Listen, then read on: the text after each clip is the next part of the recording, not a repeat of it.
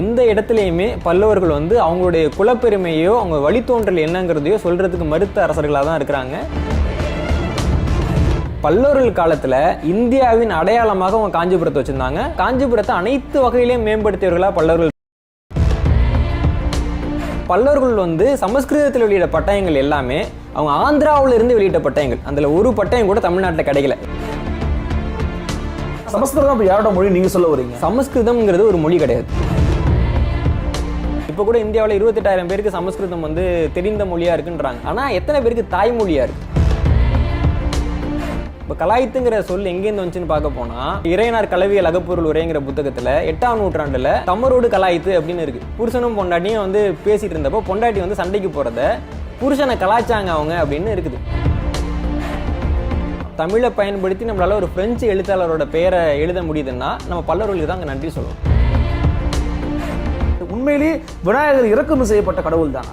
இப்போ வந்து விநாயகர் சிலை, விநாயகர் வழிபாடு எல்லாமே வந்து வட இந்தியாவிலேருந்தோ இல்லை தமிழ் நில பரப்புக்கு வெளியிலேருந்தோ வந்திருக்குன்னா விநாயகர் சம்பந்தப்பட்ட தொன்மங்கள் எல்லாமே தமிழ்நாட்டை சுற்றி மட்டும்தான் கிடைக்குது. எப்படி இது கிடைக்குது?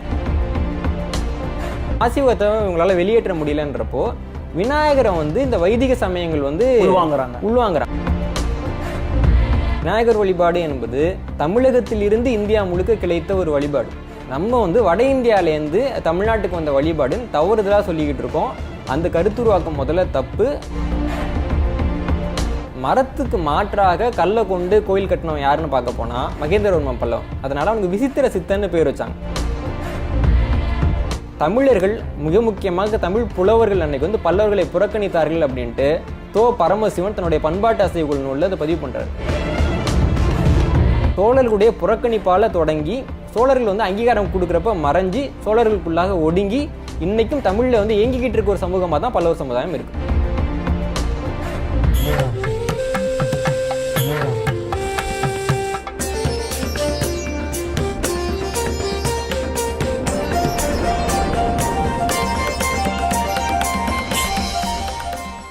தமிழின் நம்பர் 1 அரசியல் யூடியூப் சேனலான ஆதன் தமிழ் நேயர்களுக்கு அன்பு வணக்கங்கள்.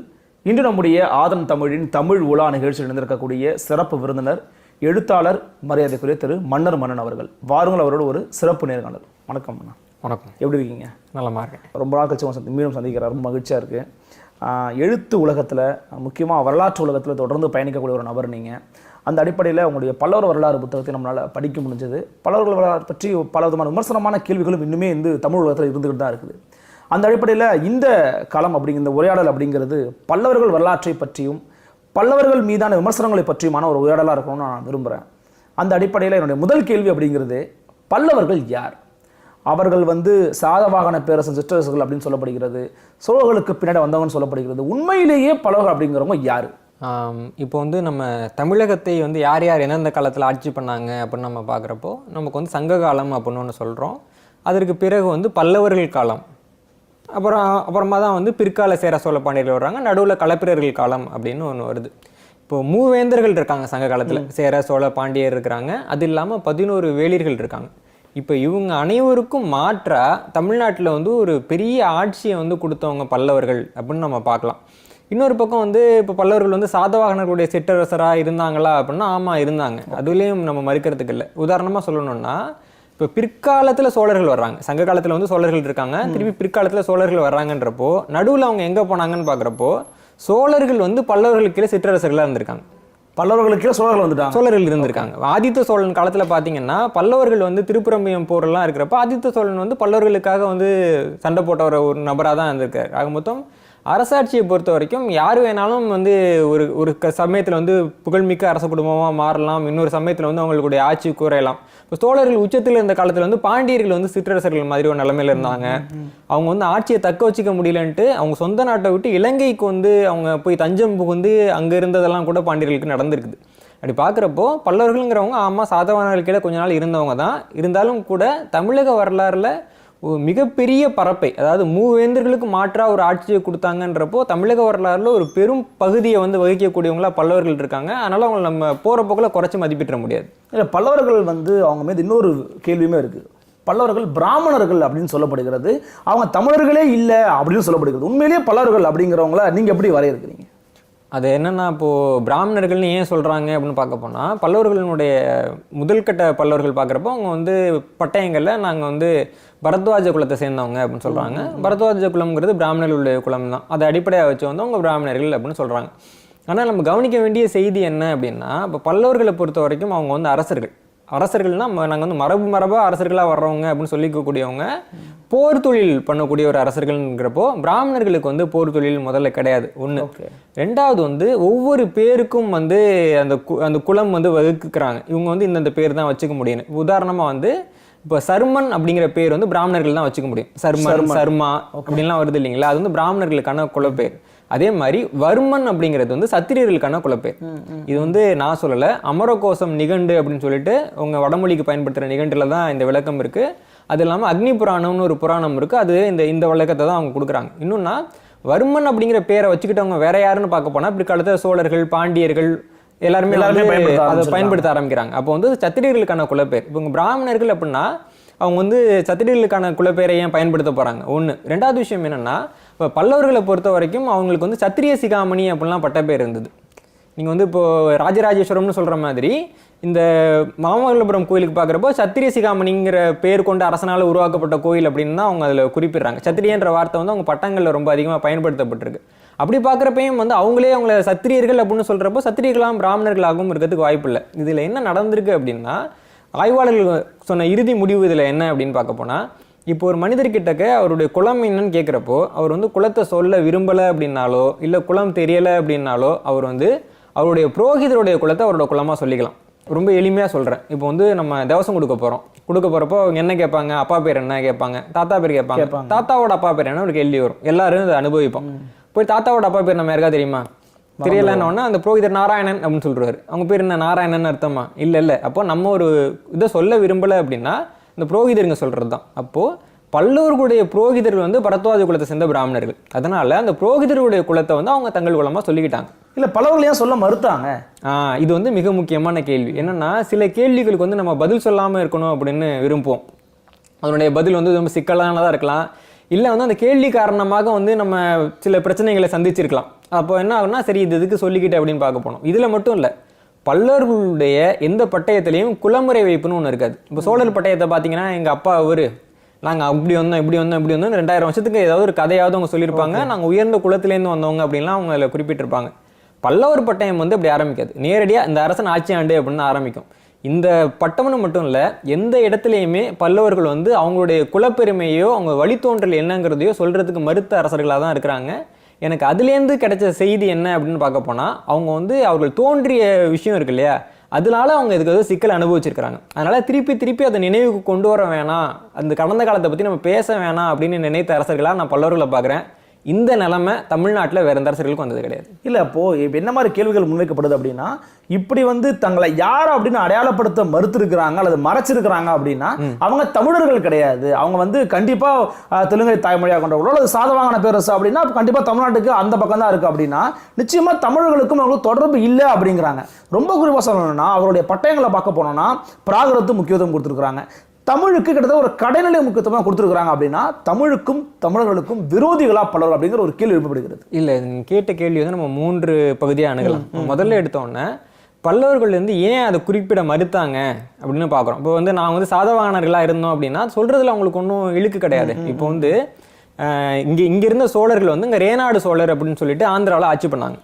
அவங்க வந்து என்ன சொல்றாங்க, அவங்க கல்வெட்டுகள்னா நாங்க வந்து இமயமலைக்கு போயிட்டு புலிக்கொடியை நாட்டிட்டு வந்து கரிகால் வல்லவனுடைய வழி வந்தவர்கள் அப்படின்னு அங்க இருக்க கல்வெட்டுல அவங்க குறிச்சுக்கிறாங்க. ரேனாடு சோழர்கள் அப்படின்னு பேர். அது மாதிரி நுளம்ப பல்லவர்கள் அப்படின்னு இருப்பாங்க. இங்க பல்லவ வம்சம் குன்றின பின்னாடி ஆந்திராவில் இருந்தவங்க. அவங்க இந்த பல்லவர்களின் வழி வந்தவர்கள் அப்படின்னு குறிச்சுக்கிறாங்க. அவர்கள் வந்து வேற ஏதாவது ஒரு இன்னொரு அரச இடத்துல இருந்து அதாவது ஆந்திரத்தை பூர்வீகமாகவோ இல்லை வேற ஏதாவது ஒரு பகுதியை பூர்வீகமாக கொண்டவங்களா இருந்திருந்தாங்கன்னா அதை அவங்க கண்டிப்பாக வந்து குறிச்சிருப்பாங்க. ஆனால் வந்து அது எந்த இடங்கிறத குறிக்கவே விரும்பலைங்கிறது ஒன்றாவது காட்டுது. ரெண்டாவது, வெளிநபர்களா உள்நபர்களா அப்படின்னு நம்ம முதல்ல பார்க்கணும். இப்போ வந்து பல்லவர்கள் காஞ்சிபுரத்தை தலைநகரமாக வச்சு ஆட்சி பண்ணுறப்போ அவங்க காஞ்சிபுரம் இல்லாமல் வேற எந்த பகுதியுமே தலைநகரமாக ஏற்றுக்கல. இன்னொன்று, காஞ்சிபுரத்தை வந்து எவ்வளோ மேம்படுத்த முடியுமோ, இன்னைக்கு வந்து ஆக்ஸ்போர்டு எப்படி இருக்கோ அதுக்கு இணையாக வந்து காஞ்சிபுரம் பல்லவர்கள் காலத்தில் இருந்தது. புத்த மதத்தை பற்றி படிக்கணும் அப்படின்னா காஞ்சிபுரத்துக்கு தான் வரணும். இப்போ வந்து வடநாட்டில் இருக்கிறவங்க தமிழ்நாட்டோட கல்வி நிலையங்களை பற்றி பேசவே மாட்டேன்றாங்க. ஆனால் அப்போது நகரேஷு காஞ்சி அப்படின்னாங்க. நகரம்னா காஞ்சிபுரம். இன்னைக்கு வந்து இப்படி சென்னை வந்து தமிழ்நாட்டுக்கு ஒரு அடையாளமாக இருக்குதோ, நம்ம வந்து மும்பையை வந்து இந்தியாவில் மிக முக்கியமான நகரமாக சொல்கிறோமோ, அந்த மாதிரி பல்லவர்கள் காலத்தில் இந்தியாவின் அடையாளமாக அவங்க காஞ்சிபுரத்தை வச்சுருந்தாங்க. அவங்க காஞ்சிபுரத்தை விட்டு அகலவே இல்லை. காஞ்சிபுரத்தை அனைத்து வகையிலையும் மேம்படுத்தியவர்களாக பல்லவர்கள் இருக்காங்க. அப்போது காஞ்சிபுரத்தை அவங்க தாய்மண்ணாக பார்த்தாங்க அப்படிங்கிறது தான். இப்போ வந்து பல்லவர்கள் வந்து காஞ்சிபுரத்தில் இருந்தாங்க, ஆனால் வந்து வேற இன்னொரு இடத்து மேலே பற்று வச்சுருந்தாங்க அப்படின்னும், பிற்காலத்தில் பல்லவர்கள் திருப்பி ஆந்திராவுக்கு போயிட்டு அவங்க பழைய பூர்வீகத்தை தேர்ந்தாங்கன்னு அப்படின்னு கிடையாது. பல்லவர்கள் காஞ்சிபுரம் தான் வேணும்னு நினச்சாங்க. முதல்லேருந்து அவங்க ஆட்சி முடிகிற வரைக்கும் அவங்க காஞ்சிபுரத்தில் மட்டும்தான் ஆட்சி பண்ணாங்க. காஞ்சிபுரம் தான் எங்கள் அடையாளம், இந்த மண்ணு தான் எங்கள் அடையாளம் அப்படின்னு தான் பல்லவர்கள் வாழ்ந்திருக்காங்க. அதனால் அவர்கள் வந்து அந்நியர்கள், அதை சொல்கிறதுக்காக அவங்க கூச்சப்பட்டுட்டு சொல்லாமல் இருந்தாங்க அப்படின்னு நம்ம அதில் புரிஞ்சுக்கிறதுக்கான இடமே இல்லை. தாங்கள் வந்து இந்த மண்ணை சேர்ந்தவர்களாக இருந்தாலும் கூட இப்போ சில விஷயங்கள் இருக்குது, அதை நம்ம வந்து பெருமையாக சொல்லிக்க முடியாது ஒரு காலகட்டத்தில், புரியுதுங்களா? அது உதாரணத்துக்கு வந்து இப்போ வரலாறில் பார்த்தீங்க அப்படின்னா, இன்றைக்கி நம்ம வந்து ஒரு அளவுகோல் வச்சுருப்போம். அந்த அளவுகோலில் வந்து ரொம்ப அதெல்லாம் சாதாரணமான விஷயமா இருக்கும்.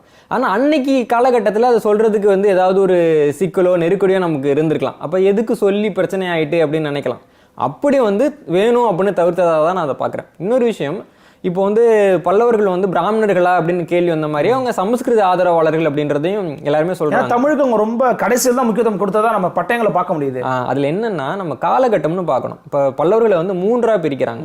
ஒன்று வந்து முற்காலம், இடைக்காலம், பிற்கால பல்லவர்கள்னு. முற்கால பல்லவர்களுடைய பட்டயங்கள் வந்து பிராகிருதம் அப்படிங்கிற ஒரு மொழியில கிடைக்குது. பிராகிருதம் அப்படின்னா என்ன அப்படின்னா, இப்போ சமண மதத்தை சேர்ந்தவங்க எல்லாமே சூரசேனி அப்படின்னு ஒரு மொழியை பயன்படுத்துவாங்க. அதே மாதிரி புத்த மதத்தை சேர்ந்தவங்க பாலின்ற மொழியை பயன்படுத்துவாங்க. பாலி மொழியில தான் புத்தர் அவருடைய போதனைகளை வந்து வெளியிட்டாரு. அதனால வந்து பாலிங்கிறது தான் வந்து புத்த மதத்தினுடைய தேவ பாஷை. இந்த 2 மொழியையும் எழுதுறதுக்கு பயன்படுத்தினது பேருக்கு தான் வந்து பிராகிருதம் அப்படின்னு பேர். அதாவது பாலியும் சூரசேனி அது வந்து பிராகிருதத்தினுடைய எழுத்து வடிவம் வார்த்தைங்க எல்லாமே இந்த 2 மொழி சார்ந்ததாக தான் இருக்கும். அவங்க கருத்தெல்லாம் வந்து பாலி மொழியில தான் வச்சிருந்தாங்க. இப்போ பிராகிருதம் வந்து மிக முக்கியமான ஒரு மொழியா இருந்துகிட்டு இருந்தது.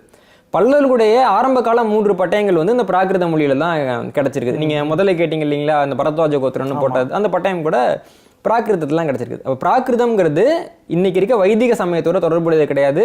அது புத்த மதத்தோடையும் சமண சமயத்தோடையும் தொடர்புடையது. 1வது பாட்டு. 2வது, பின்வந்த காலங்களில் அவங்க பட்டயங்கள் வந்து சமஸ்கிருத மொழிக்கு மாறுது.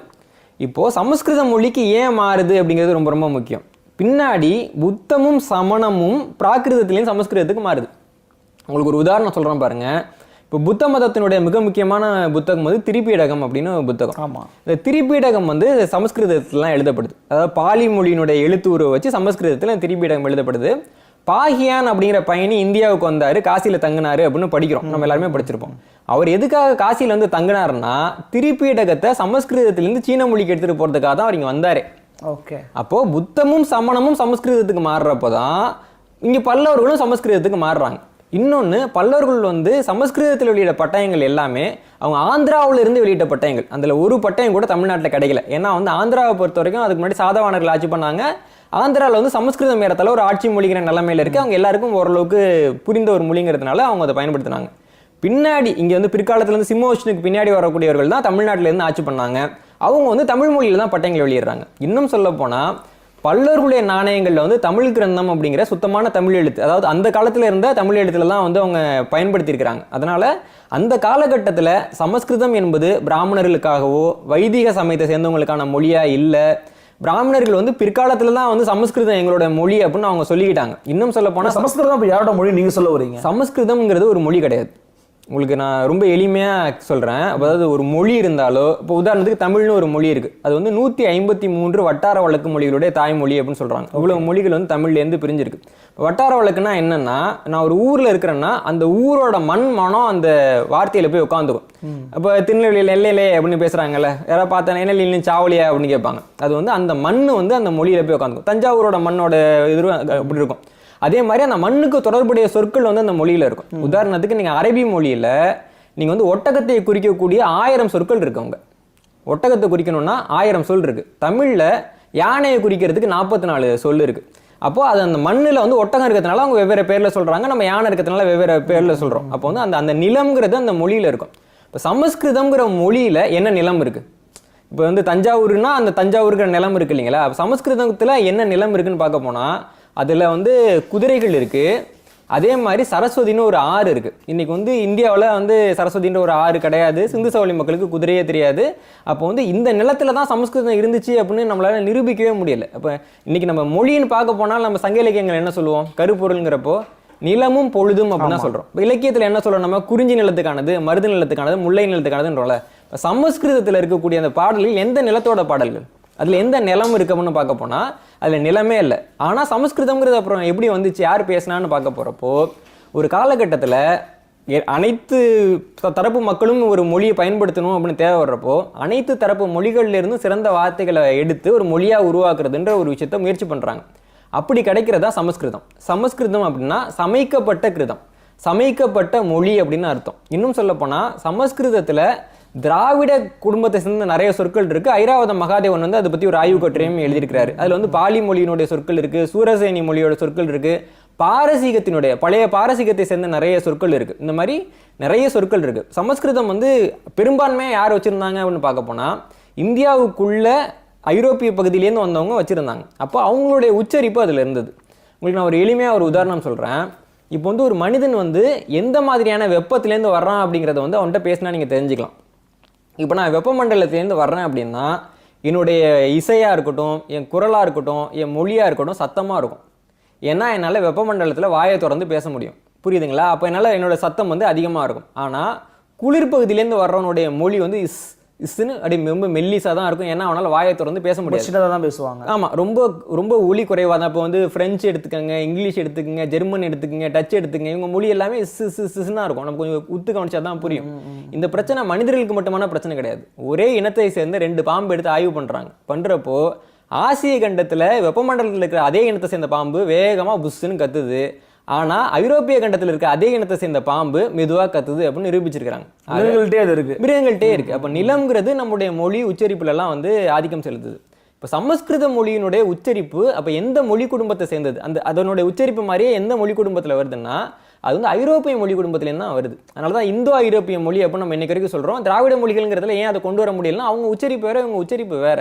ஆக மொத்தம் இந்த நிலத்தோடு தொடர்பு இல்லாத எந்த ஒரு நிலத்திலேருந்து உருவானது அப்படின்னு சொல்ல முடியாத ஒரு மொழி தான் வந்து சமஸ்கிருதம். அப்படி இருக்கிறப்போ அந்த மொழியை வந்து இவர்களுடைய மொழியாக இருந்தது சொல்ல முடியாது. இப்போ கூட இந்தியாவில் 28,000 பேருக்கு சமஸ்கிருதம் வந்து தெரிந்த மொழியாக இருக்குன்றாங்க. ஆனால் எத்தனை பேருக்கு தாய்மொழியாக இருக்குது? எங்கள் தாய் இந்த மொழி தான் பேசுனாங்க, எங்களுடைய இலக்கியங்கள் இதில் தான் இருந்தது, எங்கள் பண்பாடு வந்து இதில் இருக்குது. இப்போ என்னோட தாய்மொழின்னு நான் சொல்லிக்கிறேன், என் பண்பாடு வந்து இந்த மொழியில் இருக்குது பாருங்க அப்படின்னு நம்ம சொல்லணும்ல. இன்னைக்கு வந்து மெட்ராஸில் வந்து கலாய்ச்சிட்டான் அப்படின்னு நம்ம பேசுகிறோம். இப்போ கலாய்த்துங்கிற சொல் எங்கேருந்து வந்துச்சுன்னு பார்க்க போனால் இறையனார் கலவியல் அகப்பொருள் உரைங்கிற புத்தகத்தில் 8ஆம் நூற்றாண்டில் தமரோடு கலாய்த்து அப்படின்னு இருக்கு.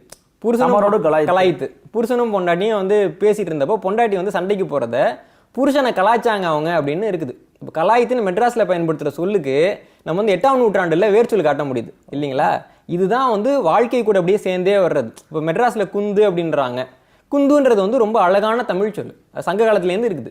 அதுக்கான உதாரணங்கள் வந்து ஆய்வறிஞர்கள் காட்டுறாங்க. இப்போது சமஸ்கிருதத்தில் அந்த மாதிரி மண் எங்கே இருக்குது, மக்கள் எங்கே இருக்காங்க அப்படின்னு பார்க்க போனால் எதுவுமே கிடையாது. அதனால் என்னை பொறுத்த வரைக்கும் வந்து இன்றைக்கி C++, ஜாவா படிக்கிறோம், அந்த டீகோடிங் என்கோடிங்க்கு நம்ம லாங்குவேஜ் படிக்கிறோம். அந்த மாதிரி ஒரு குறிப்பிட்ட இனக்குழு பயன்படுத்திய மொழி தான் சமஸ்கிருதம். இப்போ சமஸ்கிருதம் மட்டும்தான் அப்படி உருவானதா அப்படின்னு பார்க்க போனால் பின்னாடி ரஷ்யாவுக்கும் அமெரிக்காவுக்கும் நடுவில் சண்டை வந்தப்போ ரஷ்யாவை சம்மந்தப்பட்ட மொழியியல் அறிஞர்கள்லாம் ஒன்றாக கூடி எஸ்பரண்டோ அப்படிங்கிற ஒரு மொழியை உருவாக்கினாங்க. எஸ்பரண்டோங்கிறது இந்த மாதிரி உலகத்தில் இருக்கக்கூடிய தலை சிறந்த மொழிகளினுடைய சொற்கள்லாம் எடுத்து உருவாக்கப்பட்ட மொழி.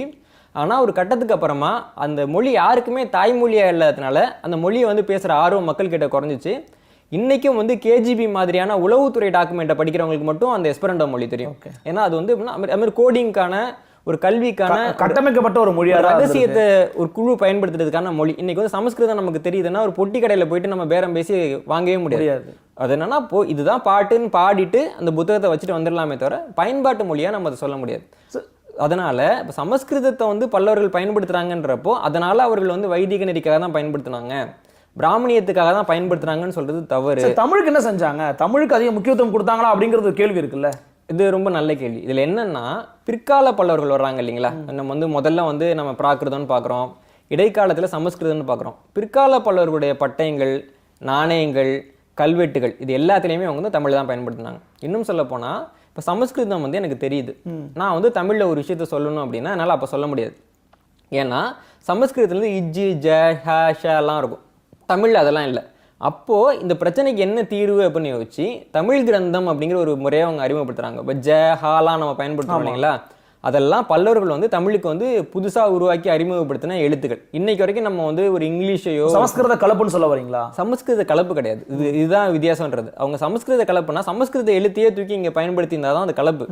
அவங்க என்ன சொல்றாங்க அப்படின்னா சமஸ்கிருதத்தை தமிழில் எழுதுறதுக்கு ஒரு வழிகாட்டுதலை அவங்க கொடுக்குறாங்க. நான் ஒரு சின்ன உதாரணம் தான் கேட்குறேன் உங்களுக்கு. இப்போ வந்து ஃபுல் ஸ்டாப் நம்ம பயன்படுத்துறோம். அது வந்து முற்றுப்புள்ளிங்கிறது இதுக்கு முன்னாடி 18ஆம் நூற்றாண்டுக்கு முன்னாடி நமக்கு முற்றுப்புள்ளின்னு ஒன்று கிடையாது. இப்போ தமிழில் வந்து நெடில் நம்ம பயன்படுத்தணும் அப்படின்னா இப்போ அதுக்கு பக்கத்தில் அதுக்கு இனமான எழுத்து எழுதுகிற முறை தான் இருந்தது. ஒருத்தன் கத்துனான்னா ஆன்றப்ப ஆ 4 தடவை எழுதணும் தமிழில்.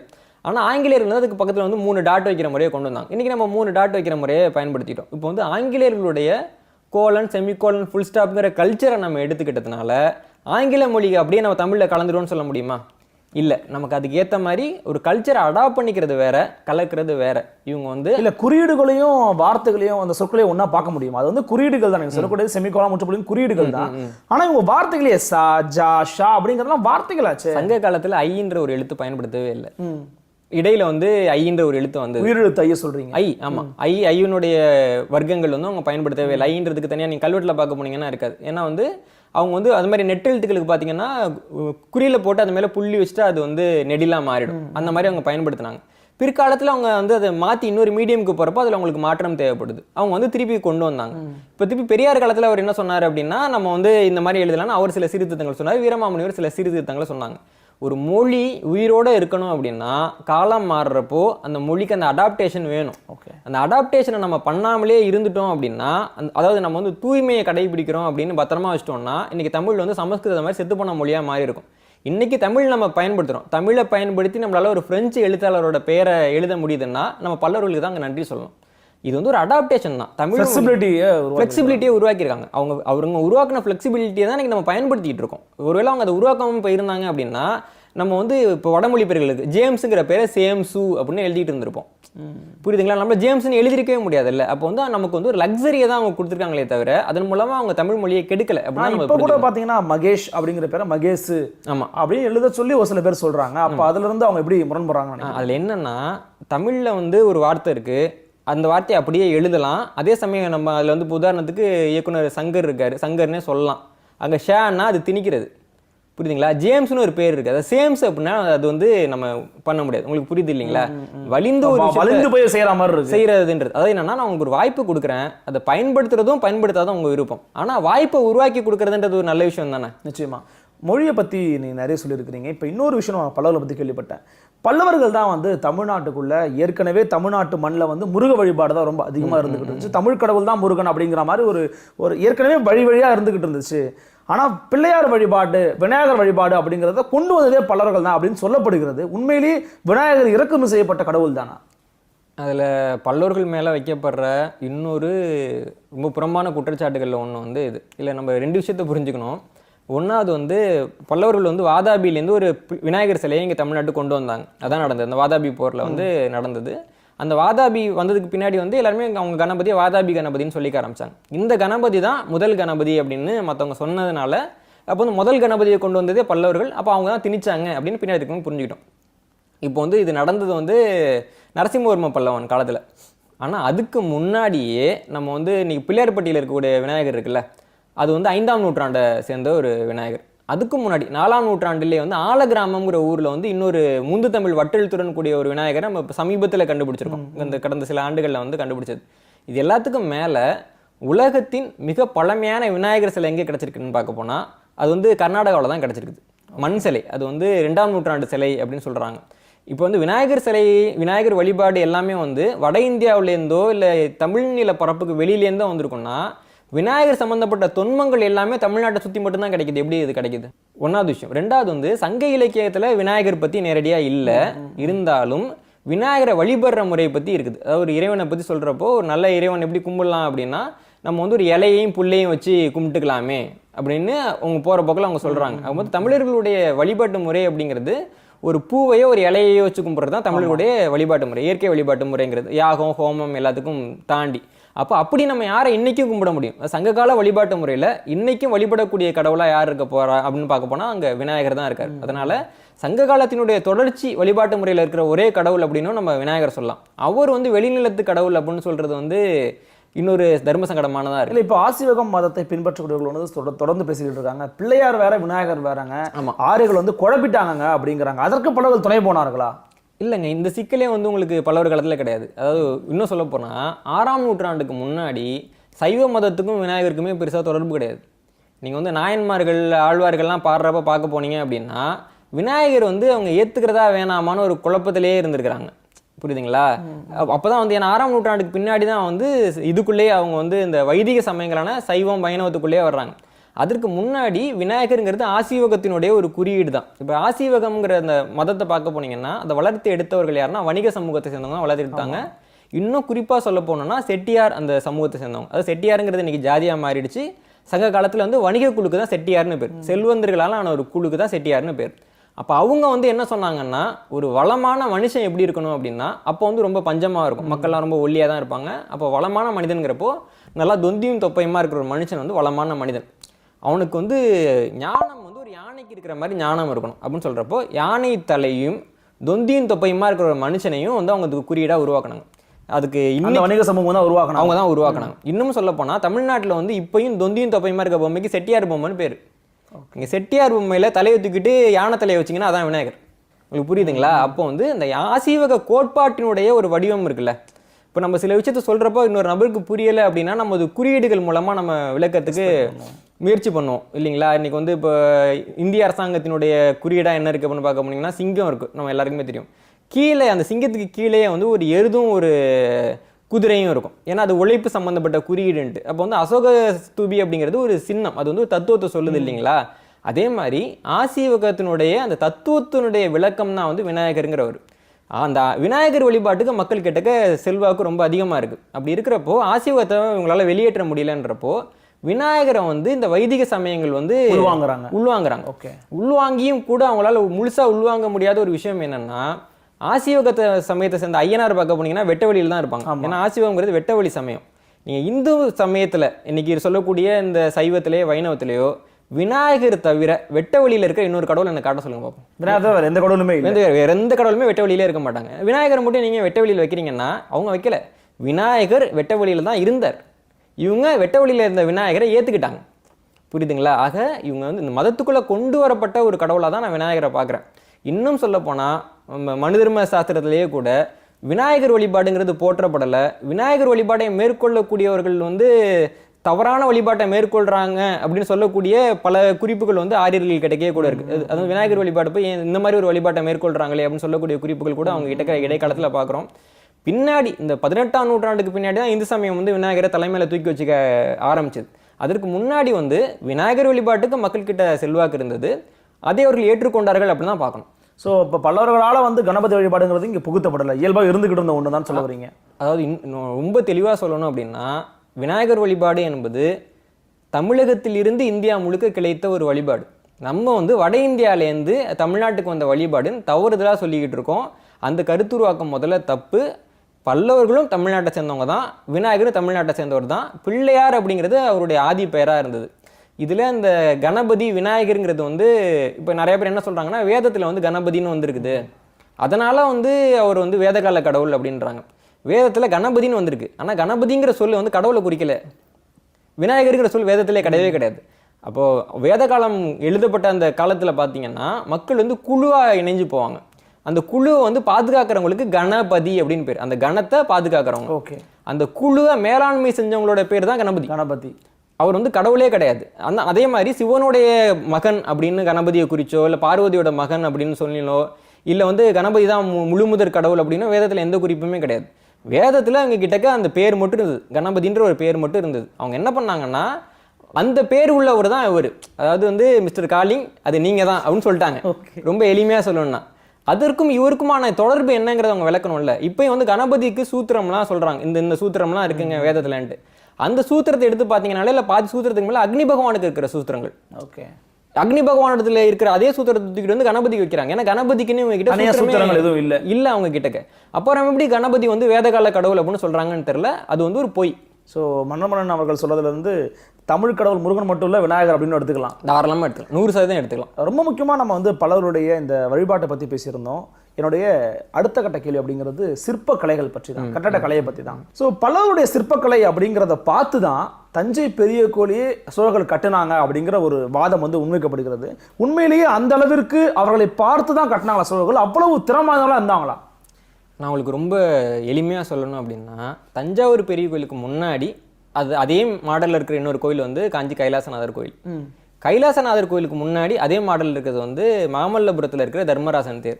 தர்மராசன் தேரனுடைய ஒரு விரிவாக்கப்பட்ட ஒரு வடிவம் தான் கைலாசநாதர் கோயில். கைலாசநாதர் கோயிலுடைய ஒரு வடிவாக்கப்பட்ட ஒரு வடிவம் தான் வந்து தஞ்சாவூர் பெரிய கோயில். புரியுதுங்களா? அப்போ வந்து இந்த முறைமையே வந்து முதல்ல பல்லவர்கள் தான் ஆரம்பிக்கிறாங்க. தமிழ்நாட்டில் சங்க காலத்தை சேர்ந்த எந்த கோயிலுமே நமக்கு இன்னைக்கு கிடைக்கல அப்படின்னா காரணம் வந்து அப்போ வந்து சுதை கோயில்கள் தான். அதாவது சிமெண்ட் மாதிரியான ஒரு விஷயங்கள் வச்சு தான் அப்போ அவங்க உருவாக்குனாங்க. மரத்தினால தான் அவங்க நிறையா உருவாக்கியிருந்தாங்க.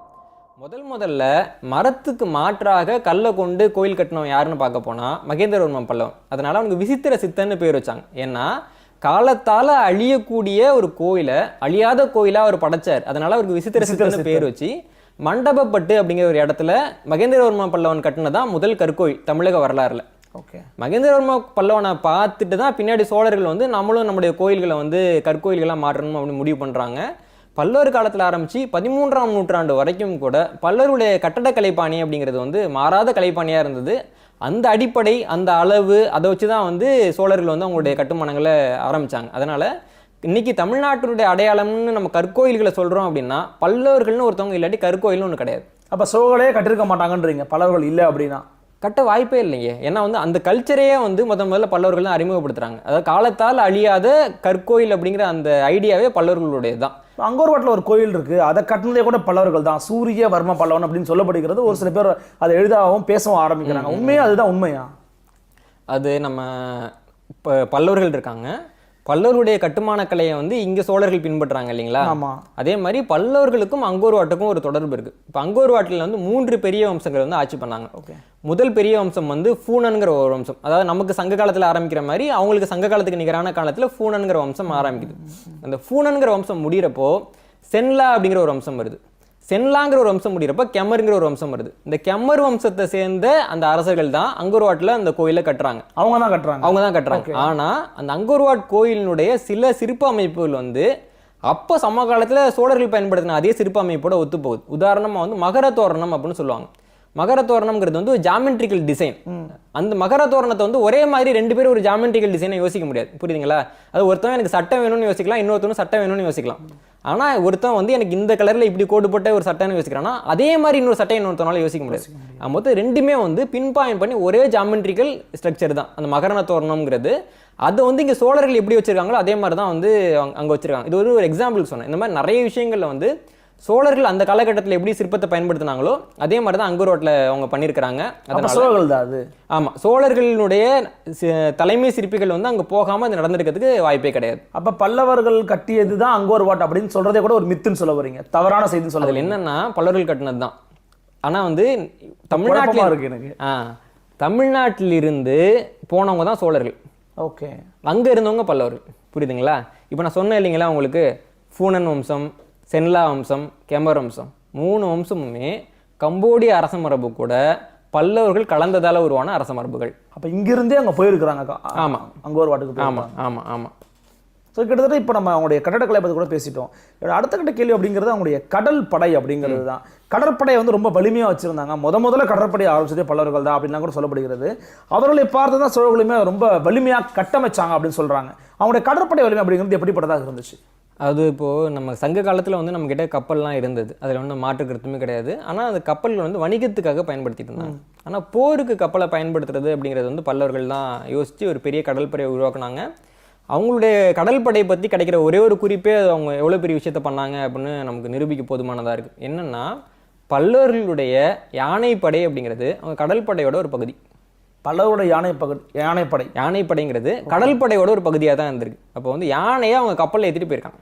யானைப்படையை தூக்கி கப்பல் கடைக்கு கீழே கொடுக்க வேண்டிய எந்த அவசியமே அவங்களுக்கு நேரத்துக்கு வாய்ப்பே கிடையாது. அப்போ அவ்வளோ உறுதியான கப்பல்களே அவங்களுக்கு கட்ட தெரிந்திருந்தது. யானைகளை போரில் பயன்படுத்துறதுன்றது ரொம்ப பெரிய விஷயம். ஏன்னா நீங்கள் இப்போ என்ன மற்ற நாடுகளில் பார்த்தீங்கன்னா இவ்வளோ யானைகளோ இல்லை யானைகளை போருக்கு பயன்படுத்துகிற முறையுமே இருக்காது. யானைப்படை வந்துச்சுன்னா சரணடைஞ்சு தான் ஆகணும். அது வந்து இப்போ எப்படி இருக்குன்னா உங்களுக்கு ஒரு பீரங்கியோ இல்லை ஒரு அணு ஆயுதத்தையோ வந்து நம்ம தூக்கிட்டு போகிற மாதிரி அவங்க வந்து யானையை கூட்டு போய் அது வந்து ஷோகேஸ் வார்னு சொல்லுவாங்க. ஒரு போரை வந்து போனோடனே ஜெயிச்சிடுறது. ஒரு யானைப்படை வருது அப்படின்னாலே அங்கே எதிர்த்து நிற்கிறது ரொம்ப கடினமாக இருக்கும். அப்போது அதுக்கான ஒரு விலையாக வந்து அவங்க அந்த கப்பல் படையை வந்து விரிவாக்குனாங்க அப்படின்னு தான் நம்ம பார்க்க முடியுது. பின்னாடி ராஜராஜ சோழனாக இருக்கட்டும், ராஜேந்திர சோழனாக இருக்கட்டும், அவங்க வந்து அவங்க படைகளை வந்து வலிமைப்படுத்துறாங்க, கப்பல் படைக்கு முக்கியத்துவம் தர்றாங்க அப்படின்னா அது வந்து பல்லவர்களுடைய தொடர்ச்சி அப்படின்னு தான் நான் பார்க்குறேன். அப்போ அவர்களை பார்த்தா அதுக்கே ஒரு அதிக முக்கியத்துவம் கொடுத்துருப்பாங்க. கண்டிப்பாக. ரொம்ப முக்கியமாக வெளிப்படையாக அவங்க மேலே ஒரு விமர்சனம் இருக்குது. ஆரியர்களை வந்து வலிமைப்படுத்தியவர்கள் வந்து பல்லவர்கள் தான், அவங்களுக்கு நிறைய முக்கியத்துவம் கொடுக்குறாங்க, நிலங்களை தானமாக வழங்கினது, இது மாதிரி பல விஷயங்களை வந்து அவங்க மேலே சொல்கிறாங்க. அதில் உங்களுடைய பார்வை என்ன? அதாவது ஒரு அரேபிய நீதியியலாளர் அவர் வந்து ஒரு நீதி எப்படி வழங்குறதுன்றதை பற்றி அவர் வந்து ஒரு சூத்திரம் சொல்லியிருப்பார். அவர் என்ன சொல்லுவார்னா, இப்போ வந்து என்னை பார்க்குறதுக்கு வந்து ஒருத்தன் வர்றான், வந்து என்கிட்ட ஒரு வழக்கு தொடுக்கிறான். என்னென்னா, இங்கே பாருங்கள், எனக்கு இங்கே ஒரு கண் இல்லை, இந்த கண்ணை பிடுங்கினவர் அவர் தான், அதனால் அவர் பற்றி எனக்கு தீர்ப்பு கொடுங்க அப்படின்னு அந்த பாதிக்கப்பட்டவர் வந்து கேட்டால் கூட அவர் யார் மேலே குறை சொல்கிறாரோ அவனும் வந்து அவன் தரப்பு நியாயத்தை சொல்கிற வரைக்கும் நான் தீர்ப்பு சொல்ல மாட்டேன். ஏன்னா இவனால் பாதிக்கப்பட்டவனுக்கு ஒருவேளை 2 கண்ணும் போயிருக்கலாம் அப்படின்னு அவர் சொன்னார். ஒரு மனிதரை பற்றியோ ஒரு நபரை பற்றியோ ஒரு கலாச்சாரத்தை பற்றியோ நம்ம தீர்ப்பு எழுதுறதுக்கு முன்னாடி அவங்க தரப்பில் என்ன நியாயம் இருக்குது அப்படிங்கிறத நம்ம பார்க்கணும். பல்லவர்கள் வந்து ஆரியர்களுக்கு முக்கியத்துவம் கொடுத்தாங்களா? ஆமாம் கொடுத்தாங்க. நிலங்களை தானமாக கொடுத்தாங்களா? ஆமாம் கொடுத்தாங்க. இன்னும் சொல்ல போனால் பிராமணர்களுடைய கோத்திரங்கள் தங்கள் கோத்திரங்களாக ஒரு சொல்லிக் கொண்டார்கள்ங்கிறப்பே அவங்க வந்து பிராமணர்களுக்கு எவ்வளோ முக்கியத்துவம் கொடுத்தாங்கிறது வெளிப்படையாக தான் தெரியுது. பண்ணாங்க. ஆனால் ஏன் பண்ணாங்க?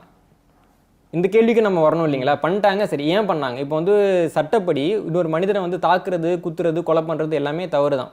ஆனால் ஒருவேளை அப்படி செஞ்ச நபர் தற்காப்புக்காக தான் பண்ண அப்படின்றத நிரூபிச்சிட்டாருன்னா அவர் வந்து குற்றமற்றவரும் நம்ம இதே சட்டம் தான் சொல்லுது. அப்போது சூழ்நிலைகள் தான் வந்து செயல் சரியா தவறா அப்படிங்கிறத வந்து முடிவு பண்ணுது.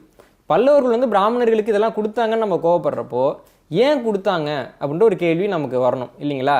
இன்னைக்கு வந்து தேவாரம்னு ஒரு பாடல் இருக்குது. நமக்கு நல்லா தேவாரம் பற்றி நமக்கு சொல்லணும்னு இல்லை. சைவத்தில் வந்து மிக உயர்ந்த பாடல்கள் தேவார பாடல்கள் தான்.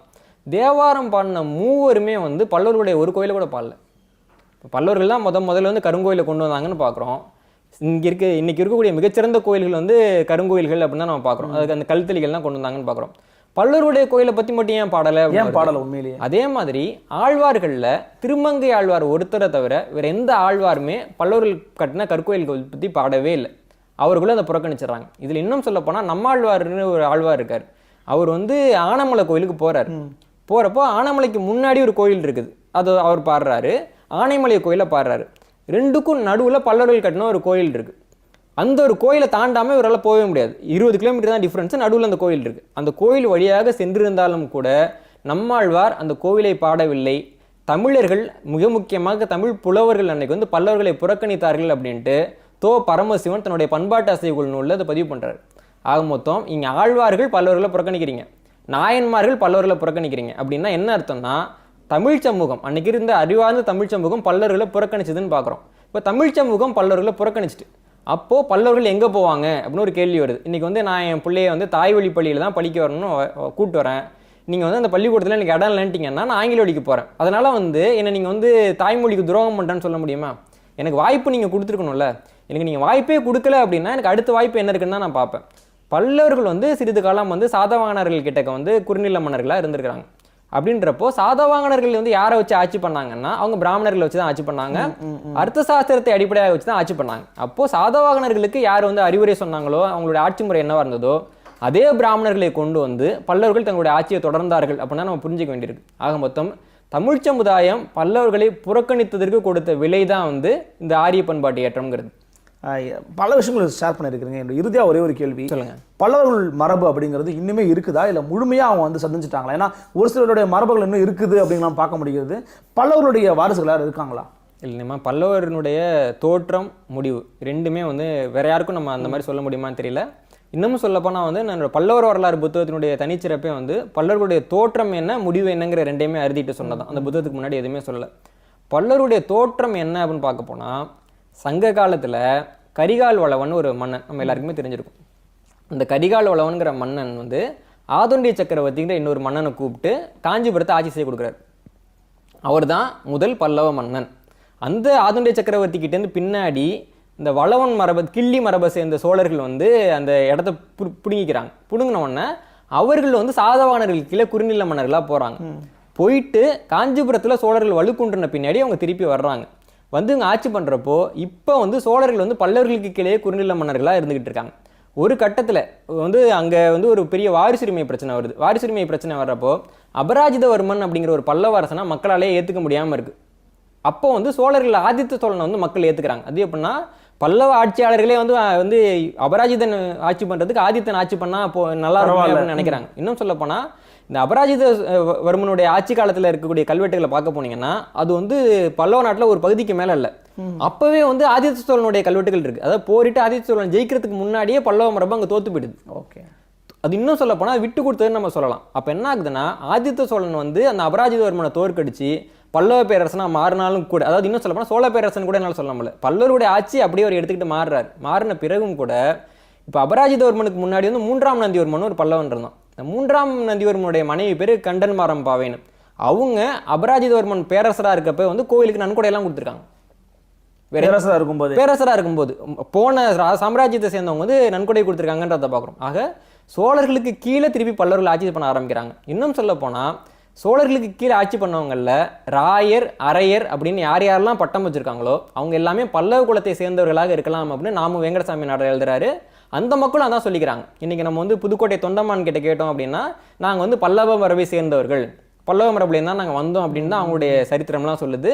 இன்றைக்கும் கூட தமிழ்நாட்டில் ராயர் அரையர் அப்படிங்கிற பட்டங்களை பயன்படுத்துகிறவங்கள நிறைய பேர் வந்து நாங்கள் பல்லவ மரபுலேருந்து வந்தவங்க அவங்களுடைய தொடர்ச்சி அப்படின்னு தான் சொல்கிறாங்க. ஆக பல்லவ மரபு அப்படிங்கிறது சோழர்களுடைய புறக்கணிப்பால் தொடங்கி சோழர்கள் வந்து அங்கீகாரம் கொடுக்குறப்ப மறைஞ்சி சோழர்களுக்குள்ளாக ஒடுங்கி இன்றைக்கும் தமிழில் வந்து இயங்கிக்கிட்டு இருக்க ஒரு சமூகமாக தான் பல்லவர் சமுதாயம் இருக்குது. ஸோ இன்றைக்குமே கூட பல்லவர்கள் மரபை சேர்ந்தவர்கள் தமிழ்நாட்டில் இருக்கிறாங்க. ராயர் அரையர் போன்ற பட்டங்களோட கண்டிப்பாக நீங்கள் புதுக்கோட்டை தொண்டைமான் வரலாறுலாம் அவங்களுடைய தலைநகரம் வந்து காஞ்சிபுரமாக தான் இருந்துச்சு. காஞ்சிபுரத்தில் இருக்க வாய்ப்பு இல்லையா? இல்லை, அது வந்து பல்லவருடைய ஆட்சி முடிகிறப்பே வந்து காஞ்சிபுரம் வந்து அந்த சிறப்பை இழந்துட்டு பின்னாடி வந்து இந்த தஞ்சாவூர் பகுதி, ஏன்னா வந்து இப்போ பல்லவர்களுடைய ஆட்சி முடிஞ்சதுக்கு அப்புறமா சோழர்கள் கூட அவங்க இணைஞ்சு வாழ்றாங்கன்றப்போ சோழர்கள் தலைநகரத்தை சுற்றி இருக்கக்கூடிய பகுதிகளில் தான் அவங்க செலுத்திருந்தக்கூடிய ஒரு வாய்ப்பு ஏற்பட்டது. நிச்சயமா மன்னன் சார் ரொம்ப விளக்கமான ஒரு நெடிய ஒரு உரையாக இருந்துச்சு, ஒரு உரையாடலாக இருந்தது. பல்லவர்கள் பற்றிய பல விமர்சனமான கேள்விகளுக்கு ரொம்ப தெளிவாக ஆழமாக வரலாற்று ரீதியான பதில்களை கொடுத்துருக்கிறீங்க.